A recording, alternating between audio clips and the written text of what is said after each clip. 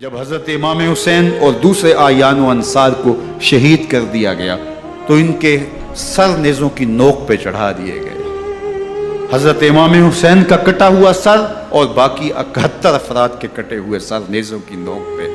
اور 10 سواروں کو ابن سعد نے کہا کہ ان کو رون دو، اور گھوڑوں کی ٹاپوں تلے حضرت امام حسین رضی اللہ تعالیٰ عنہ اور ان کے آوان و انصار کو جو ہے وہ روندا گیا، حتیٰ کہ ان کی استخوان مبارک، ان کی ہڈیاں بھی چور چور ہو گئی۔ روننے سے قبل ان کا لباس اتار لیا، ان کے کپڑے اتار لیے گئے۔ اللہ اکبر، کیسی دردناک گھڑیاں تھیں۔ یزید کا صرف یہی بد کرداری کا مرحلہ نہیں تھا،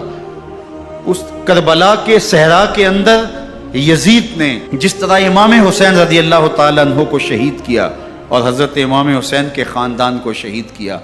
جب مدینہ المنورہ پر یزید نے مسلم بن عقبہ کو مقرر کیا، جس کو بزرگوں نے مصرف بن عقبہ کہا ہے، تو اس کو کہا 3 دن تک مدینے کا حرم تمہارے لیے حلال ہوگا، جو چاہو تم کرنا، اور شامی فوجوں کو اجازت ہوگی۔ تو وہاں بھی انہوں نے 10,000 تابعین اور 700 صحابہ کو شہید کیا۔ حضرت ابو سعید خدری رضی اللہ تعالیٰ عنہ گھر سے باہر نکلے، کافی بوڑھے ہو چکے تھے، تو انہوں نے حضرت ابو سعید خدری کو پکڑ لیا، کہا تم کون ہو؟ کہا مجھے ابو سعید خدری کہتے ہیں۔ تو کہا ہاں تمہارا نام سنا ہے، اور داڑھی سے پکڑ کے کھینچا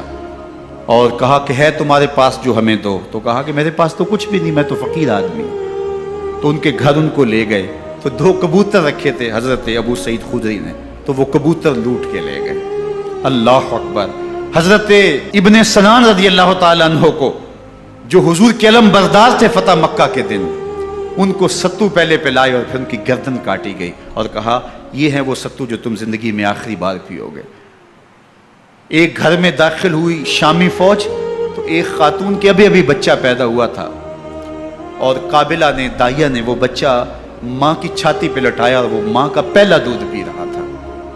تو یہ جا کے کہنے لگے نکالو تمہارے پاس جو کچھ ہے۔ تو اس خاتون نے کہا تم جانتے ہو یہ بچہ کون ہے؟ تو انہوں نے کہا ہم نہیں جانتے۔ کہا یہ حضرت ابن ابی کبشہ انماری رضی اللہ تعالیٰ عنہ کا بچہ ہے، اور یہ وہ صحابی ہیں کہ جو بیت الشجرہ کے موقع پہ حضور کے ہاتھ پہ بیعت کرتے ہیں۔ انہوں نے اس چیز کا لحاظ نہ کیا، کہا جو کچھ ہے وہ ہمیں دو، ورنہ تیرے بچے کو نہیں چھوڑیں گے۔ تو ماں بچے سے مخاطب ہو کے کہتی ہے، ابھی بچہ پیدا ہوا ہے اور ماں سے پہلا دودھ پی رہا ہے، کہ بیٹے اگر میرے پاس کچھ ہوتا، وہ قیمتی سے قیمتی چیز بھی ہوتی، تیری جان کے لیے قربان کرتی، لیکن اس وقت میرے پاس کچھ ہے نہیں۔ تو ایک شکی آگے بڑھا اور بچے کو ایک ٹانگ سے پکڑ کے کھینچ کے دیوار کے ساتھ پٹک کے مارا، جس سے دماغ کا بھیجا نکل گیا۔ کیا کیا زیادتیاں نہیں کی۔ 700 صحابہ حرہ کے واقعہ میں شہید کیے یزید نے، اور 10,000 تابعین شہید کیے۔ مسجد نبوی میں ممبر رسول کے ساتھ گھوڑے باندھے، اور وہ ممبر رسول اور مصلی رسول کے قریب لید کرتے رہے۔ حضرت سعید بن المسیب فرماتے ہیں میں نابینا تھا اور حضور کے روضہ انور کے پاس بیٹھا تھا، اور یزید کے سپاہی آتے، جو بھی مسجد میں نظر آتا پکڑ کے لے جاتے، مجھے نابینا سمجھ کے چھوڑ دیتے، لیکن میں پریشان تھا کہ ظہر کا وقت ہوگا، عصر کا وقت ہوگا، مغرب عشاء کا وقت ہوگا، نہ اذان نہ اقامت نہ جماعت، تو کیسے مجھے پتہ چلے گا کہ نماز کا وقت ہو گیا، اور کیسی میری نمازوں کا کیا بنے گا؟ میں اس فکر میں بیٹھا تھا۔ لم ازل اسمع الاذان والاقامت من قبر رسول اللہ صلی اللہ علیہ وآلہ وسلم۔ فرماتے ہیں جب بھی پھر نماز کا وقت آیا، گنبد خضرا سے اذان کی بھی آواز آئی، اقامت کی بھی آواز آئی۔ 3 دن تک مسجد نبوی کے اندر گھوڑے بندے رہے، اور مدینہ کی حرمت پامال کی۔ مدینہ کے گھروں کے اندر یہ بد کماش داخل ہوئے، اور جو بدکاریاں انہوں نے کی، کلیجہ منہ کو آتا ہے۔ 1002 شیزائیں ان بدکاروں کی بدکاریوں کی وجہ سے کنواری حالت کے اندر حاملہ ہوئی۔ 3 دن تک مدینے کا حرم انہوں نے پامال کیا، اور پھر مکہ المکرمہ میں کعبۃ اللہ پر گولے برسائے، اور کعبہ کا غلاف جل گیا۔ وہ تو یزید مر گیا، اور حضرت عبداللہ ابن زبیر رضی اللہ تعالیٰ عنہ نے اپنی خلافت کا اعلان کیا۔ یزید کے یہ کرتوت تھے، ادھر اہل مدینہ کو ستایا، ادھر اہل مکہ کو ستایا، اور رسول اللہ صلی اللہ علیہ وسلم کے خانوادے کی بے حرمتی اور توہین کی، نہ صرف انہیں قتل کیا گیا، ان کی لاشوں پہ گھوڑے دوڑائے۔ ابن سعد اور شمر جو ہے وہ خیموں میں داخل ہوا اور مخدرات اسلام کی چادریں چھیننے کی کوشش کی۔ حضرت زینب سلام اللہ علیہ نے مخاطب ہو کے کہا، ہمارے چہرے کے رکھوالے چلے گئے ہیں، ظالم تو خیال نہیں کرتا ہم رسول اللہ کی بیٹیاں ہیں۔ حضرت شہربانو، حضرت زین العابدین اور حضرت زینب سلام اللہ علیہ، ان تینوں کو ایک اونٹ پہ باندھا گیا اور باقی اونٹوں پہ باقی سادات کو، حضور کی شہزادیوں کو باندھا گیا، رسیوں میں جکڑا گیا اور اونٹوں پہ باندھ کر کے کوفے کی جانب آگے آگے شہیدوں کے سر چل رہے ہیں اور پیچھے یہ قافلہ چل رہا ہے۔ اور جب یہ قافلہ وہاں سے گزرا جہاں لاشیں پڑی تھی، امام زین العابدین 14 سال کے تھے اور بیمار تھے اور ان کا حوصلہ نہ ہوا، وہاں غشی ان کے اوپر آنے لگی اور وہ منظر ابن کثیر نے، باقی لوگوں سب نے لکھا ہے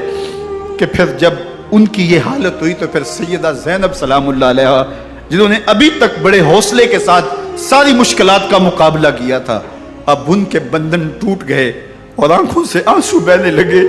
اور سیدہ زینب تھے امام حسین رضی اللہ تعالیٰ عنہ کی لاش پہ کھڑے ہو کے،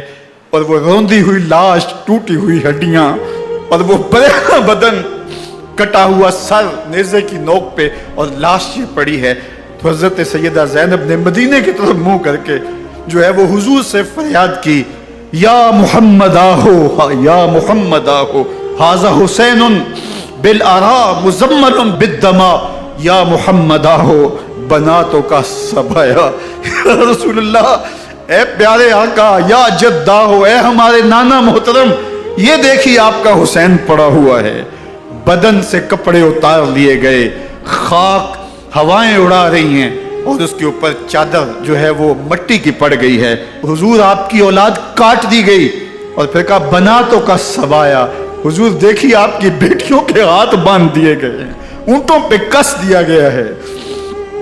سرے شہیدہ آگے آگے چل رہے ہیں اور حضرت سیدنا امام حسین کا آگے آگے سر ہے۔ راستے کے اندر ایک جگہ آئی، رات گزری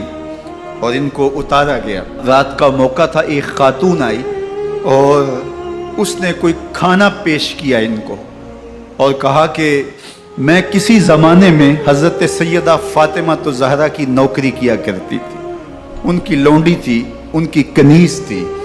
اور آج مجھے پتہ چلا کہ آپ لوگ گزر رہے ہیں تو میں نے کہا کہ میں اپنی مخدومہ کے خاندان کی خدمت کروں۔ اور پھر اس نے کہا کہ اس وقت سیدہ کی گود میں ایک 6-7 ماہ کی بچی تھی جس کو زینب کہا کرتے تھے، تو سیدہ زینب نے کہا کہ اماں اگر پہچانتی ہو تو وہ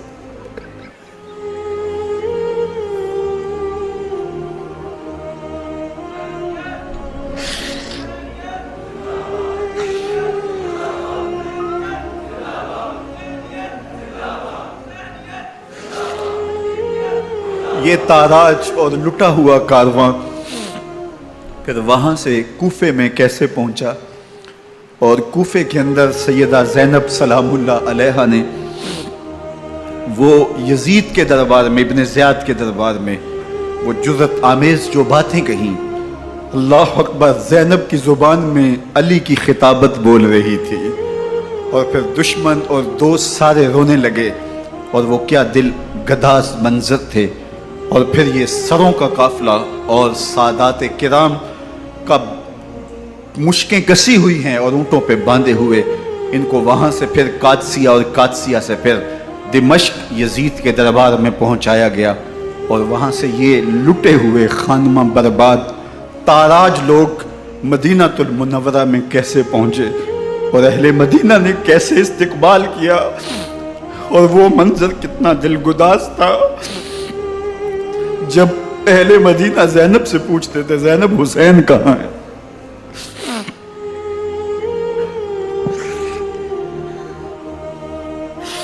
بے مروت بے وفا تیرا بھی کیا افسانہ ہے، جس نے اپنی ہی شمع کو گل کیا تو وہ پروانہ ہے۔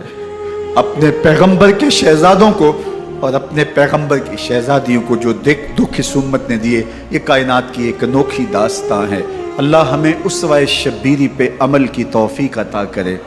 اور ان کے نقوش پاک کی برکتیں دے، اہل بیت کی محبت ہماری روحوں میں جذب کر دے، اور جس عظیمت کے ساتھ، جس حوصلے کے ساتھ انہوں نے دکھوں کو جھیلا، جو دہکتی آگ کے شعلوں پہ سویا وہ حسین، جو جواں بیٹے کی میت پر نہ رویا وہ حسین،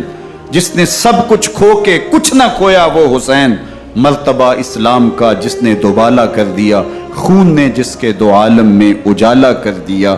جو کہ سوزے غم کو سانچے میں خوشی کے ڈھال کے مسکرایا موت کی آنکھوں میں آنکھیں ڈال کے۔ اے حسین ابن علی تم پر سلام، نازش آل نبی تم پر سلام۔ ذرا میرے ساتھ یہ پڑھ لیجئے، اے حسین ابن علی تم پر سلام، نازش آل نبی تم پر سلام، تم پہ لاکھوں رحمتیں لاکھوں سلام، اے شہیدان محبت کے امام، لالا گوں لالا بدن لالا کفن، اے چمن اندر چمن، زندگی ہی زندگی تیری حیات، اے حیات اندر حیات، افتخار ملت بیضا ہے تو، رب کعبہ کی قسم یکتا ہے تو، فخر کا دل میں دریچہ باز کرنا چاہیے، جن کا تو آقا ہے ان کو ناز کرنا چاہیے۔ وآخر دعوانا